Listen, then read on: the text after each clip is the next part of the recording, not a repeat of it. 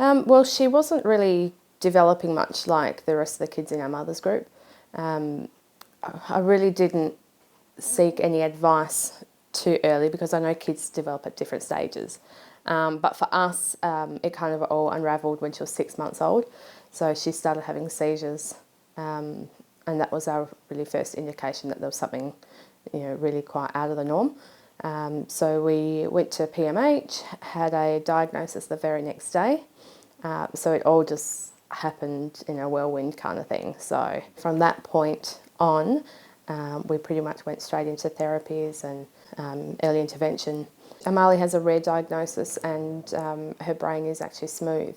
So there's not a lot of people in the world that have her condition. So for us it was important to be able to connect with other families and try and work out what was in store for our daughter.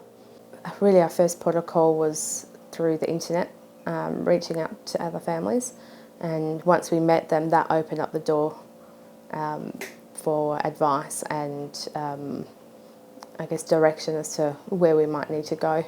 Because there's no association as such for Lissencephaly, which is Amalie's diagnosis, we didn't have any to-go point, any contact to help, I guess, advise us or lead us in the right direction or, connect us with other families. So it was really off our own bat and trying to connect via Facebook, social media, and through internet groups.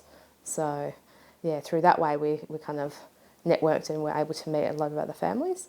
You can feel really left out because it's such a rare diagnosis. We actually have a little, I have a little group of mums from here in Perth that aren't necessarily from the same diagnosis, but we each have children with special needs. So, we're able to sit there and have a chat late at night when it's, 2 a.m. in the morning, if that's what time it is, when we're dealing with our children. So, and, we can bounce off each other and vent and, let each other know things that maybe our other friends may not understand or appreciate what we're going through. So it certainly makes it a lot easier. Once she was first diagnosed at 6 months old, she was put on medication, which helped her for maybe another 6 months without having seizures, but that developed into infantile spasms. So she was put on a steroid treatment as well, and that really nipped it in the bud, and we were able to be seizure-free for about 1.5 years. So about June last year, she started having a seizure once a day. And since then we've trialled about 8 different medications and not one of them have made any positive difference to her.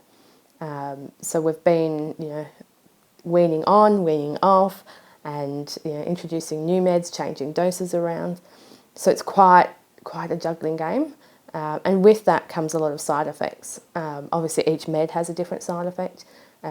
And changing the doses and changing the meds, there's a period of time as well where you need adjustment and trying to figure out what's happening with them. But overall, for us, the bigger picture is that none of them have really helped, and she's now having, I wouldn't even know what number. I don't tend to count, but she has emergency medication every day to stop her seizures. So, which isn't good. The amount of drugs, I guess, that are being put into her system, it's not great, it's not ideal. So there's quite a lot of different meds, and it is a game of trial and error. It's hard because you can't chop and change too quickly. You've got to give meds a chance to work. But yeah, we're kind of at a point now as to wondering, what's going to happen, when are things going to improve, or are we just going to settle that this might be the normal and this is going to be the case for us, which we don't want to settle, we don't want to give up, we want to keep trying. So, we just got to try and find that happy medium. So I guess we've got to understand as well, it is her brain that's malformed, so you've got to expect that there will be a level of seizure activity, but we just want to be able to minimise that and allow her to be comfortable and not doped up on too many meds, but while still maintaining a level of seizure control. She has a few favourite toys, and they'll make her laugh and giggle, and it's great that we can see that side of her as well, because a lot of the meds do dull that down. But right now we're at a comfortable level with her meds that her personality is coming through. So yeah, she has a few favourite toys, songs, certain noises like bells will make her laugh and giggle. So yeah, she's quite a happy little girl and quite a cheeky personality. So although we may compare with other children with the same diagnosis, like I said, each child is completely different, so we really don't know what's in store and things can change like that. So we just try and maintain a healthy lifestyle and, you know, deal with each struggle as we get to it. So things do get better and things do get easier. You learn to adjust to the new normal. You know, things are very overwhelming at the beginning, but you know, with the right networks and contacts and, you know, chatting to other families and friends and keeping your special needs families close and your regular friends close as well, and keeping that balance between normal life and I guess special needs life.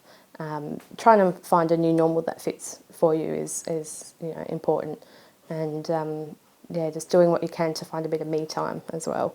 That's very important, and that's hard to learn at the beginning. So, and that comes with time. So, yeah, I guess the thing is give yourself time, allow things to settle, and you'll find a groove that works for you.